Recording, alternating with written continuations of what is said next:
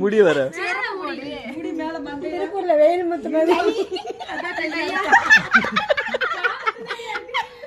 கைக்கு கீழே முடி இருக்கு.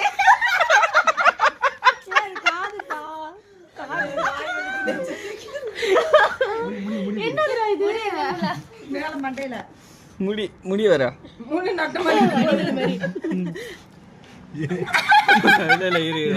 பொறச்சிருக்கா முளைச்சிருக்காடா அதான்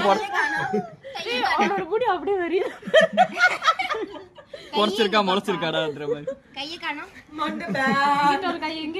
சரி கை உடம்பு எங்க இருக்கு? அது என்னது? முடி நான் கழுத்துக்கல முடிய சூரியனை வரைஞ்சிட்டு இணையன்ற சூரியன் தானே இது.